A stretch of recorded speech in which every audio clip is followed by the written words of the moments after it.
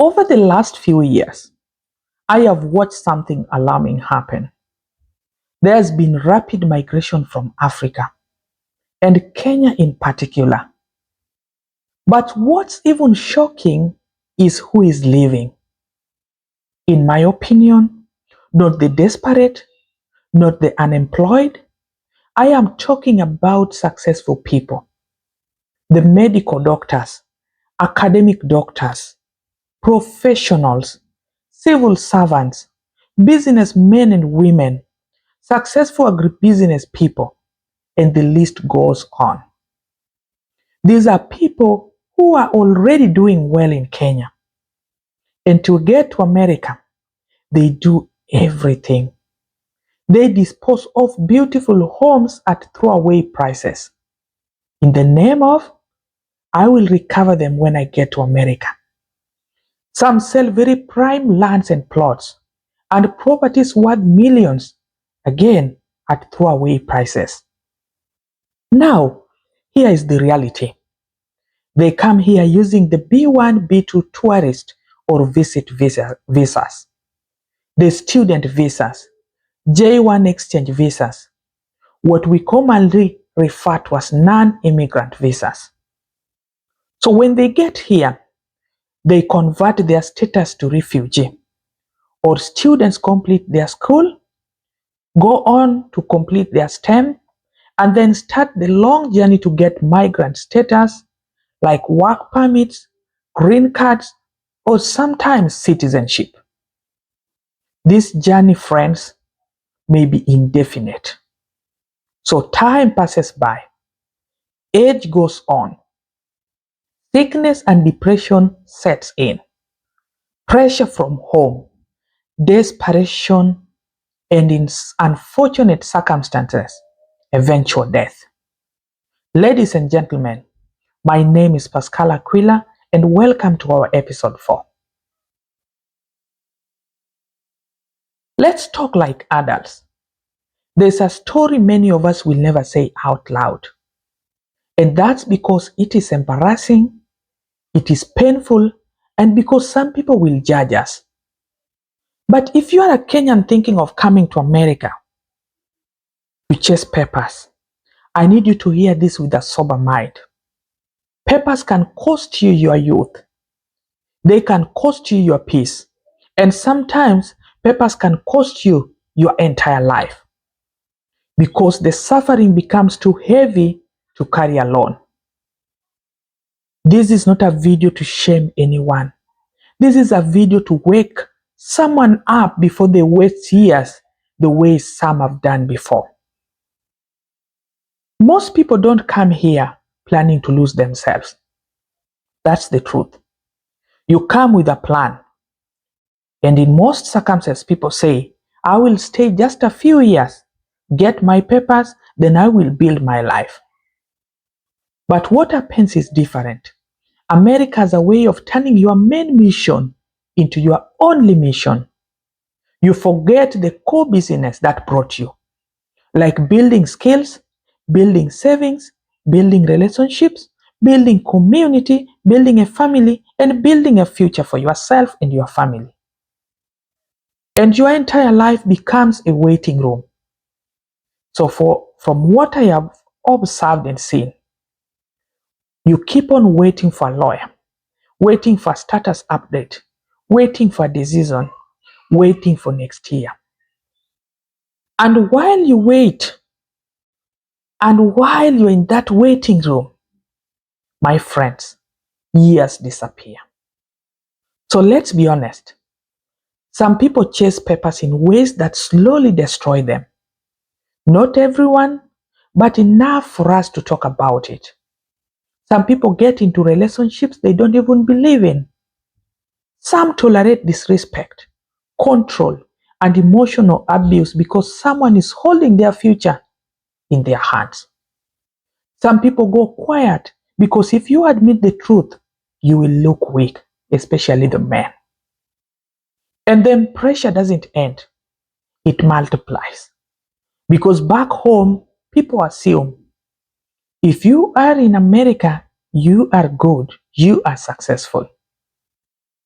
So you keep on sending money even when you are struggling. That pressure, friends, that is what we call the black tax. It is real and it drains people emotionally and financially. So now you're fighting two wars, the immigration war and the pride war. And then comes the quiet part, loneliness. A lot of people don't understand how lonely America can become until they live it. And a lot of times, friends, my schoolmates, and just people I have interacted with in life, they tell me, Pascal, I just want to get out of Kenya. But I tell you, a lot of people do not know what loneliness is until they live it. As a matter of fact, in the US, loneliness and social isolation are now widely treated like a public health issue, especially for adults. And to make it worse, especially for undocumented people or people stuck in the long immigration processes, fear and uncertainty can make isolation worse. So what happens? You stop trusting people, you stop attending events, you stop making friends, you stop going out. Why? Because you are tired, you are too ashamed, and you are guarding your secrets with all your energy. So let me say this clearly. Social support is one of the strongest protective factors for mental health among immigrants or undocumented immigrants. But what if you have no support? What happens to you? So while you think about that, I want you to look at it this way. One day you look up and realize that you are older. You have no kids, no stable marriage, and no strong community. Your friends back home moved on long ago. The people you left in Kenya stopped checking on you, and not because they hate you, but because life happened. And here in America, you also don't have a family because you are too busy surviving to build one. So you are right in the middle. Kenya doesn't feel like home. America doesn't feel like home either. Friends, that's a dangerous place for the state of mind. And this is where some people start coping in dark ways. They won't tell you, but you will see it. Alcohol to sleep, weed to forget, pills to numb you, pornography and masturbation to escape stress and loneliness, toxic relationships for temporary comfort, gambling and impulsive spending for quick dopamine hit.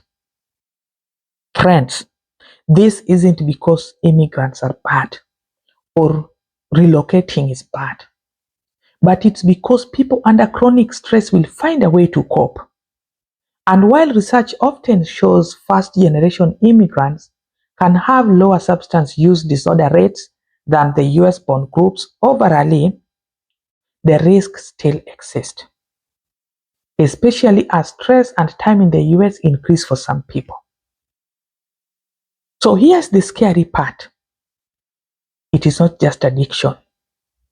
The scary part is dying quietly alone because you are too ashamed to tell anyone that you are drowning. So let's ask the question nobody wants to ask. After all the struggle, was it worth it? Was it worth it abandoning your business? Was it worth it abandoning the land you are tilling and getting money off? Was it worth it abandoning your civil service? Was it worth it abandoning your family, your community, your church, your mosque? What if the papers came, but they came too late? What if by the time you got them, you are emotionally exhausted? You have no savings, you lost the best years of your life, and you don't even know who you are anymore. This is when you look at your age mates in Kenya. Yes, they struggle too, because Kenya is not easy either. But in most cases, many build community, children, stable marriages, family ties, identity, and even the most important thing, that they have peace. Friends, peace is not a small thing. So let me say this clearly, because someone somewhere in this country needs to hear it. If you ever feel like you are at your last, if you ever feel like dying here is the only way to end the shame, friends, my brothers and sisters, remember this. You are never sent away from home. You are never rejected by your people, even if you think so. You do not need to die on this hill to prove anything. Leaving America is not failure. Asking for help is not weakness. Going back home alive is better than staying here and disappearing quietly. Friends, do not die in silence. Do not die trying to protect your pride. Do not die in America.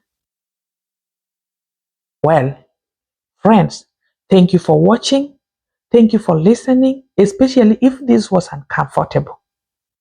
This channel is your home for honest conversations, real stories, and hard truths about life abroad, and in particular America. If you are having challenges navigating the decisions about America, Kenya, or anywhere in between, this space is here to help you think clearly and not emotionally. This is Everything Abroad. We don't sell dreams, we talk reality. Thank you, ladies and gentlemen, and I will see you in the next episode. Thank you.